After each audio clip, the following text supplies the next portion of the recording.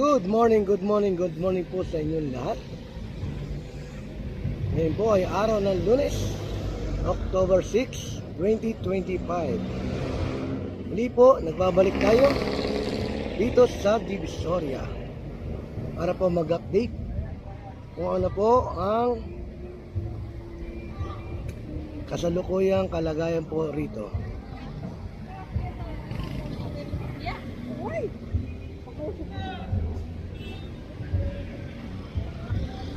Kasalukuyan pong hinahakot na po ng masisitag po nating Lionel ang mga tumpok na basura rito.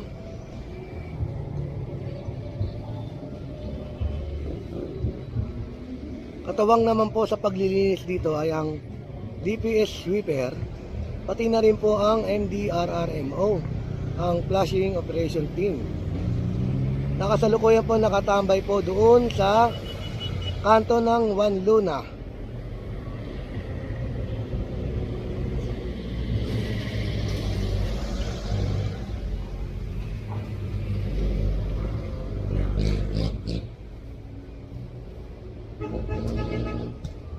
Puntahan natin ang Lionel, yung paano akutin ang basura rito. Shoutout po pala sa mga DPS sweeper na naglilinis po rito. Ganoon din po ang Lionel na patuloy pong hinahakot, nililinis ang kahabaan po ng Divisoria. Muli po, kung bago po kayo sa akin channel, please subscribe. Pakiclick na rin po ang notification bell para meron po kayong latest update dito sa kahabaan po ng Divisoria.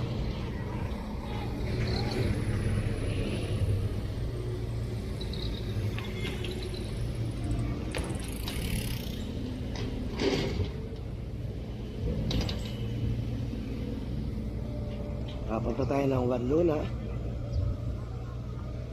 Pasensya na po kayo sa boses ko, minamalat tayo ngayon.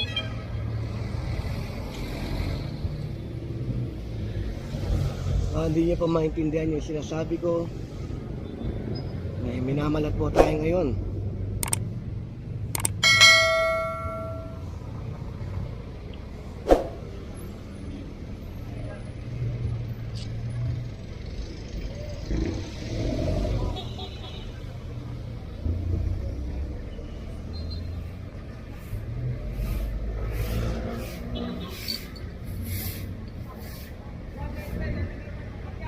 Salukuyan po ito po ay malinis na po rito, banda rito po sa Juan Luna hanggang Ilaya.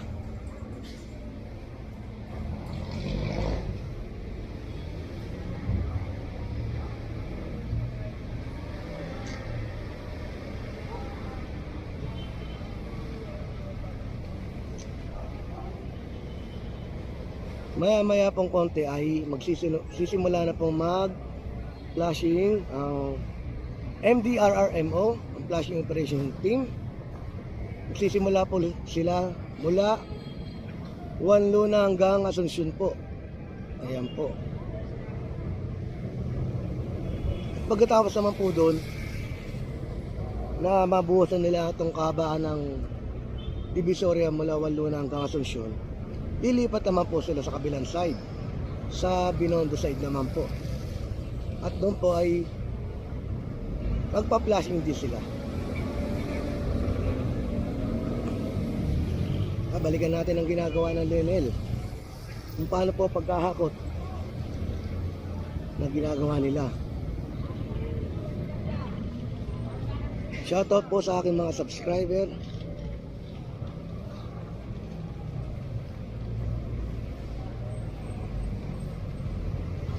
Maraming salamat po sa inyong suporta, sa inyong pagtangkilik. Ganon din po sa aking mga viewers. Salamat po sa patuloy na pagsuporta sa akin.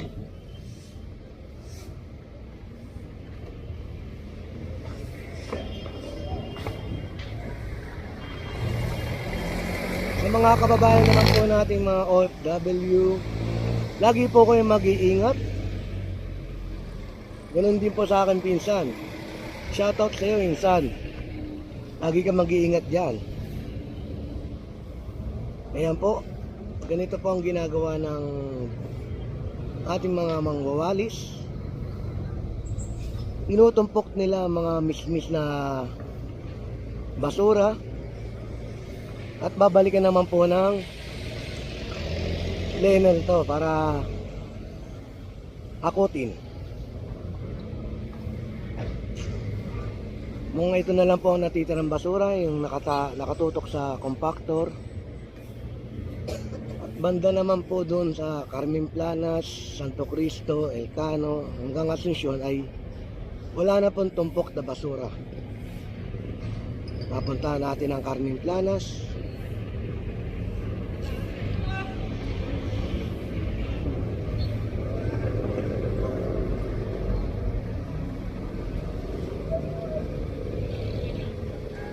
Kung bago ka lang po sa aking YouTube channel, please like and share and subscribe po. Pakiclick na rin po ang notification bell para po meron po kayong latest update dito po sa Divisoria.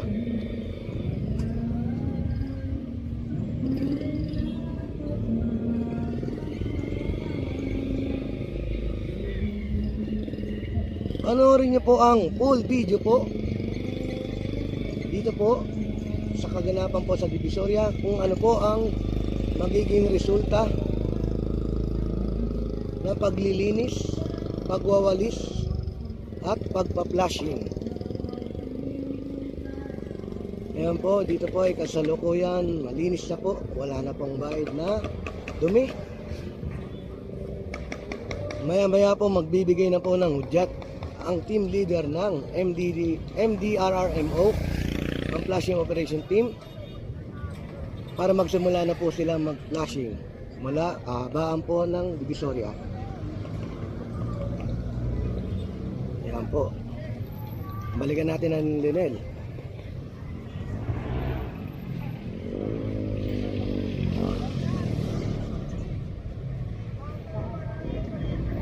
Pasensya na po kayo sa aking boses. Minamalat po tayo ngayon.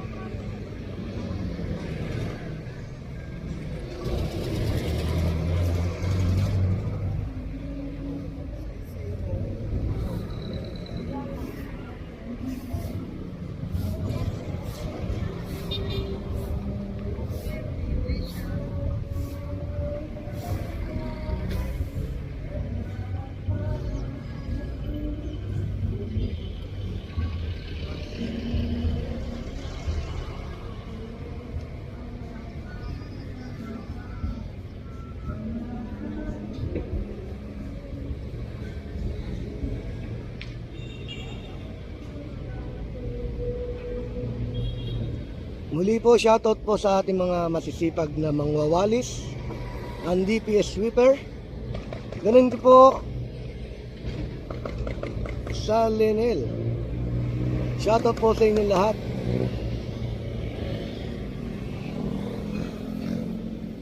Shoutout din po sa DPS Task Force, sa lahat po ng DPS. Shoutout sa inyo lahat.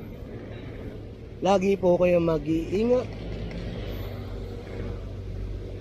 Talagang tinutugunan po ng Lenel, ng DPS at MDRRMO ang paglilinis dito sa Maynila. Ayan po kasi ang utos ni Mayor. Simula ng pagkaupo niya, ang unang sinabi niya ay linisin kagad ang kabuuan ng Maynila. Pangunahin na po dito sa Divisoria. Ayan po ang diskarte ng Lionel. Mga ilang hakot na lang po at wala na po itong mga tumpok na to.